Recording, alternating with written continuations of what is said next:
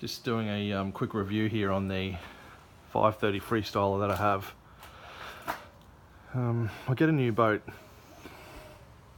every 2 or 3 years, so I've probably had 15 or 20 boats over, since I was a kid. And all the boats that I've been getting in the last few years have been anywhere between sort of 20,000 to 70,000 range trailer boats. So this time I went for the I want an aluminium boat this time, because I don't like the way that fiberglass deteriorates in the weather, and often my boats have to be kept outside. I like my stuff to stay in good condition, so I just wanted to go through and do a bit of a review on the Quintrex product, because I actually bought this because I was of the understanding that Quintrex is the best aluminium boat, sort of the top of the line alloy boat before you step up into fiberglass.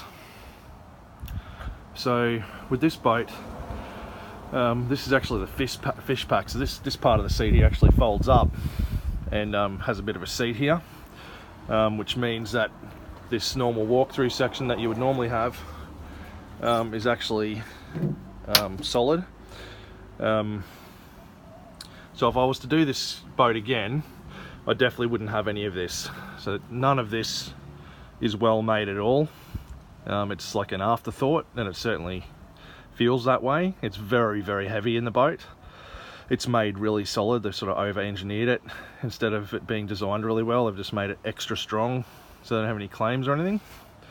But some of the upholstery on these outer edges is, well, even before I used the boat, after taking delivery, it was already coming away.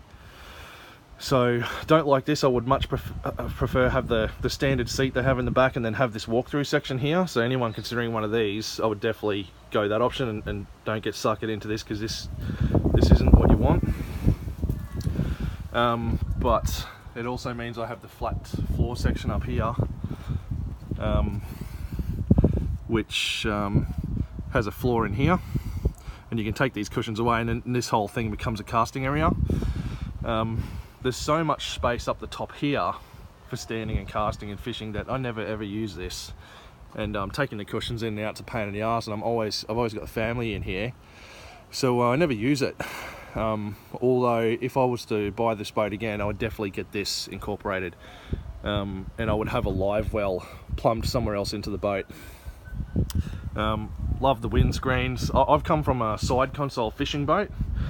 Now that my kids are getting older, I needed something that could do both. So coming from a side console boat to something like a walkthrough like this is really, really cool. Definitely an upgrade and improvement. But couple of things. You'll want to get the boat from somewhere that sells Yamaha or Mercury. I'm a Mercury guy, although I have had Yamaha engines and they've been excellent. I don't see the Yamaha having any advantage over the 4-stroke Mercuries, like, at all. Other than maybe reliability once they get sort of 10-15 years old, if that even comes into it, which I don't know that it does. So that's not an issue for me, because I don't keep the boats that long. But this time I watched all the videos on YouTube about I bought the boat from Surf Coast Marine, these guys here on the Gold Coast, who are really awesome. Really great dealership to deal with in every way. Nothing's too hard. Certainly an excellent dealership, but they don't have Mercury and they don't have Yamaha. They've only got Evinrude and Suzuki. Suzuki's not even in the question for me. It's just a personal preference. So my only option with that dealer, and I really wanted to use this dealer because the local Mercury dealer in town has changed hands, and I didn't want to support them, so I wanted to use this dealer, so I had to go the Evinrude. So I watched all the YouTube videos on Evinrude and how excellent they are on fuel and all this sort of thing. So the trap with these is, after going from a 4-stroke to a 2-stroke, I don't know if any of you have had a diesel ute and then gone back to a petrol, but there's a certain quality that a 4-stroke has that this engine just does not have. It's always working really hard, unless it's idling or going flat out. This Evinrude does flat out really well. It does flat out better than a 4-stroke. However, my 115 Mercury 4-stroke was faster than this boat with the 130. So that's probably got a lot to do with the fact that this is a aluminium hull instead of a fiberglass. It's everything to do with it. But yeah, the overall top end speed is nothing that blows me away or anything like that. It's just good. But everything else that this engine does, it does really shit. It's really bad on fuel. Anyone who says that Evinrude E-Techs are awesome on fuel compared to a 4-stroke has not owned a 4-stroke. I could get from where I am at Paradise Point to Tangalooma Rex and back on a tank of fuel on 90 litres with my Mercury 4-stroke, and I would still have half a tank or better. With this thing here, I would almost be running out of fuel by the time I get to Tangalooma Rex. And this takes 90 litres of fuel as well. So I'm really disappointed by the fuel usage of the E-Tech. Going from a 4-stroke for years and years and years and then going to an E-Tech, you are going to be disappointed by the fuel usage. I've raised it with the dealer and they've looked into it and they've said that it's performing as it should be. There's actually nothing wrong with this engine. That's just how they are. So I do not recommend the E-Tech. The other thing is they're when I say that they don't have the quality, they don't hold RPM well. Like with a 4-stroke, you just put the throttle in position, the boat will just hold that speed. You move the throttle position slightly different and it'll just hold that different speed. It's just where you hold the throttle is where the boat is the speed that the boat goes. With an Evinrude, you're constantly adjusting the throttle up and down to hold a constant boat pace, because the engine just doesn't have the torque to hold a constant RPM. So yeah, it disappoints me so bad that I'm very seriously considering binning this boat. I think the boat would be a lot better having a Mercury outboard on it, but when I look at the costs of changing a Mercury over versus just changing the boat over with a Mercury powered boat, it's probably going to cost the boat its life with me. So this Freestyler Apex hull, the big rave about a Quintrex is this blade hull that they have, and this Apex hull's their new version of it, and they're raving on a lot about this, a lot of noise about how good they are and all that sort of stuff and how hard they can turn, etc, etc. Coming from fiberglass boat, this boat doesn't perform any better than anything else about it. There's certainly nothing revolutionary about it. What I would say is that it's a good tinny.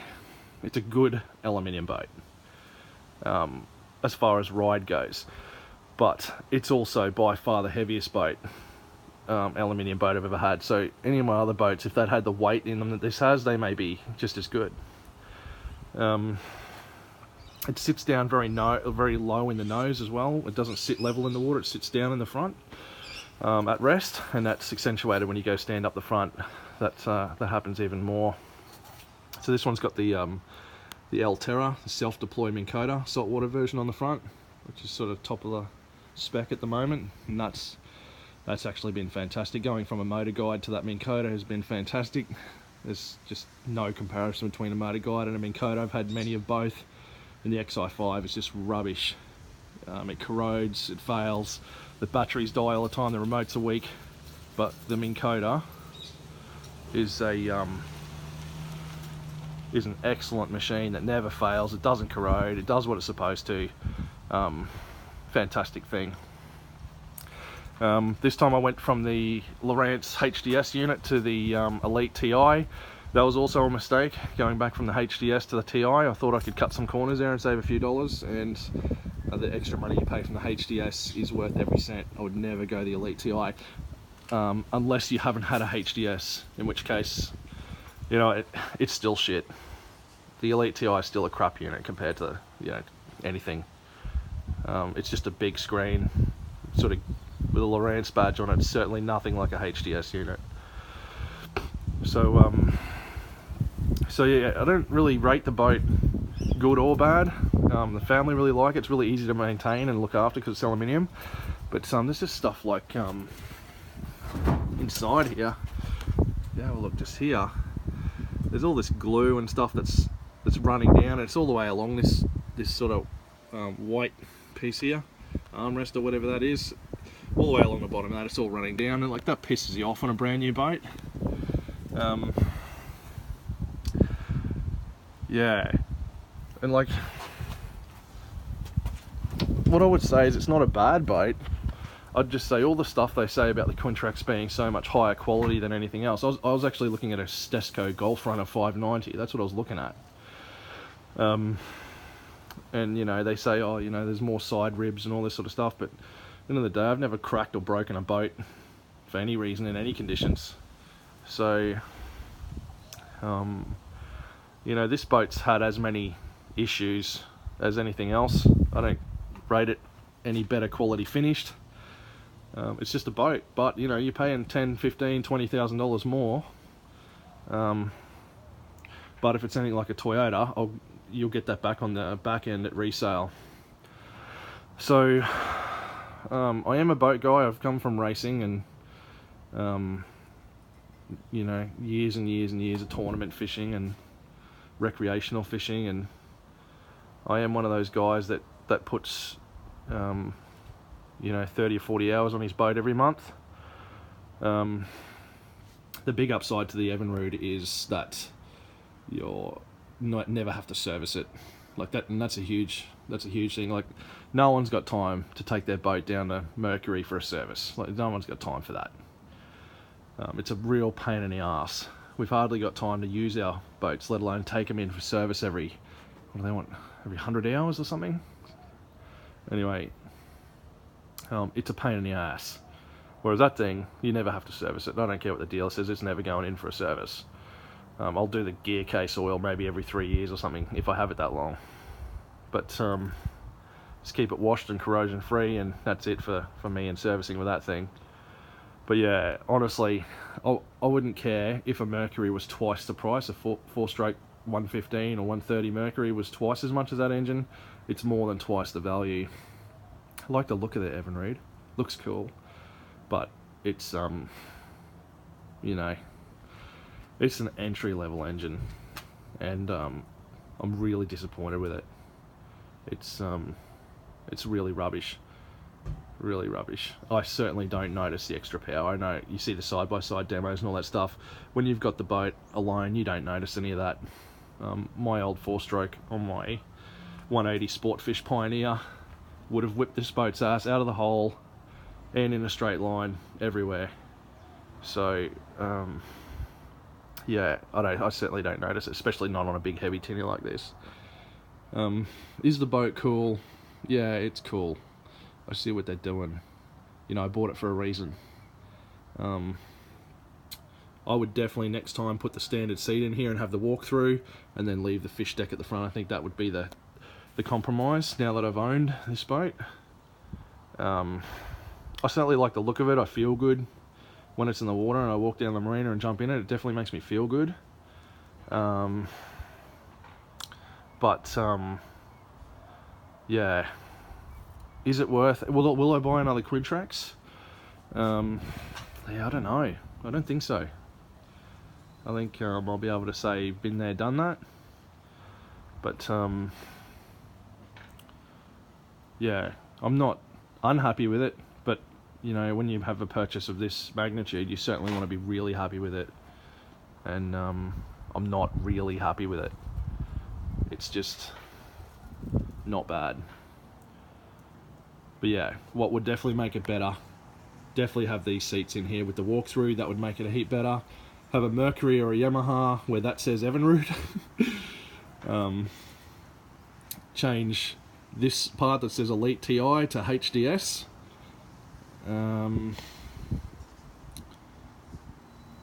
Yeah. Then I think you're really starting to cook with gas, and I think you're starting to get a better boat. One thing that I love, this is the best thing I've had on any trailer, is this little thing here. If you don't know what that is, and you haven't seen one, right? No matter how much dicking it around it is to get that on your boat, you definitely want to do it, because that is a game changer. Absolutely love that thing. I won't explain it to you here, but you can check it out for yourself. It's fantastic. So yeah, that's the 530 Freestyler. It does a little bit of everything. It's definitely not 100% for fishing. It's definitely too big to tow across Fraser Island or anything like that, and tow it anywhere. It's too big for that.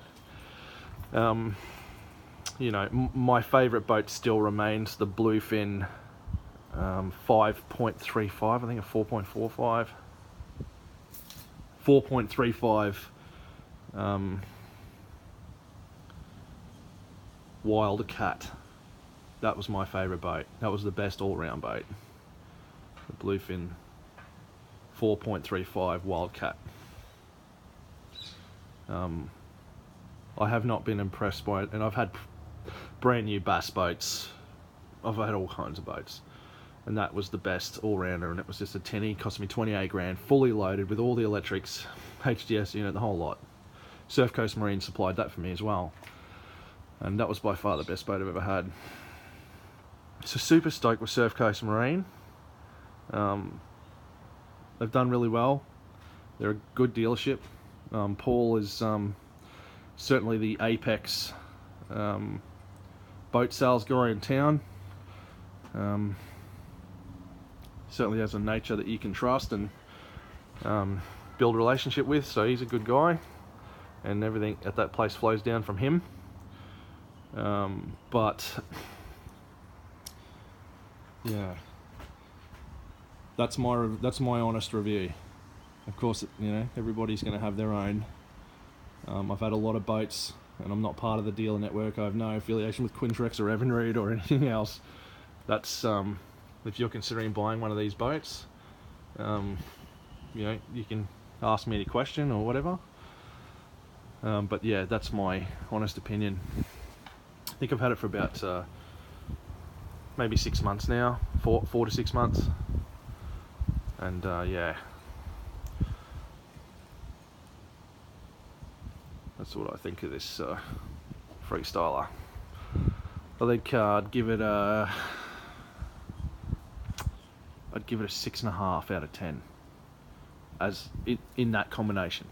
6.5. I think with a HDS Lowrance, the walk-through rear with the standard seating configuration, and a Mercury 4-stroke outboard, I think this boat could be a 9.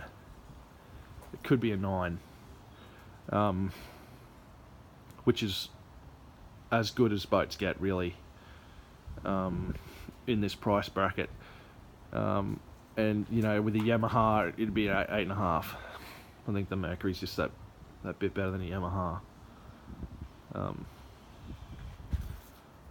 Especially the way it would look on this boat with the black and the white, and having a black outboard, it'd just make it that little bit better finished than what a grey Yamaha would on the back. So yeah, that's my review of the Quintrex 530 Freestyler in the fish pack. I think they call it a fish pack. Yeah, certainly cool. It doesn't make me unhappy. You know, I do like walking up to it on the marina. I do like the boat, but definitely made some mistakes with it. I didn't know what an E-Tech was, and when you watch the YouTube reviews, you just think, wow, they're great. They use less fuel. They're really good on emissions. They're a lot faster. What's the downside? The downside is those things are not reality. They're a low quality shit engine. They're just they might be reliable and all of that, but if they're using fuel, they don't hold a constant RPM, and you're constantly having to drive them, it's just not as a relaxing experience with one of these as what it is with a 4-stroke. And the other thing they say is, you know, nobody likes to smell a 2-stroke in the morning. You know, with the Evinrude E-Tech, that all of that's gone. There is no smell of 2-stroke. Well, that's fucking bullshit. I smell 2-stroke all the fucking time with this thing. When you start in the morning, it still blows 2-stroke smoke. It still stinks of 2-stroke when you're idling along and the wind's blowing from behind. So yeah, I wouldn't mind slapping some of these fucking people over the head for saying that kind of stuff when it's just not true. You can still smell two-stroke, don't you worry about that. And you still got to put two-stroke oil in it regularly. I've had to fill it twice already. And it's a huge tank, and it's a pain in the ass to get to as well. Anyway, yeah, just keep it honest. Don't let your dreams get out of control from reality. This is reality. This is an honest review. Certainly don't regret buying the boat, but yeah, the changes that need to be made probably mean this will get changed over for something else, or we'll at least be seeing a Mercury put on the back of that boat. But one positive thing, if you are thinking about buying one of these, is that my wife hasn't liked any of the other boats better. She loves this boat. So if your wife's permission is a major contributing factor to your purchase, then that may help. My wife liked this from the moment she saw it, and still likes it and loves going in this boat and does regularly. It has certainly brought, we're always going out as a family in it versus me just going out on my own, so it invites family, and the kids love it too. And the benefit of a tinny is that you don't have to look after it as much, and you can bang it up onto the boat ramp and into rocks and things. It doesn't really matter. Like it can just ruin a perfectly good day if you're in a beautiful bass boat or something. So they have their pros and they have their cons, and believe me when I tell you, from someone who's owned a lot of boats, there is no perfect boat. There really isn't. I had a crack at trying to get it all together with this thing, and I missed. I missed because I didn't know what an Evinrude was. I didn't know what an Elite TI was. I got suckered in by this rear floor that I thought was going to be the best thing since sliced bread, and it's not. Another really cool thing the boat has, it has a kill tank straight up the middle, right up the middle of the floor, which I've never put fish in yet. I don't really keep too many fish, but I fill it with ice. 3 bags of ice fills it nicely, and you put your drinks in there. And as you drive along, you just pop it up and you've got your esky right there, and that's really great. Storage in this boat, there isn't any. If you want to take towels and stuff along with you, it's in bags running around at your feet. The side pockets are fucking useless. I don't know what they were thinking with these side pockets. There's so much room that could be used in the sides, and they put these tiny gay little side pockets in. Just crazy why they didn't put proper side pockets in it. And all the cup holders fell out as well. It's all sort of looks like it's sort of decent quality, and then they just went and put a couple blobs of silicone on it and pushed them in, and within a few waves they just pop straight out. So it's not a big deal, but I mean, when you buy something like this, you don't want to be gluing your drink holders back in. It's just little things like that that piss people off. I'm one of them. So yeah, definitely as far as the Gold Coast goes,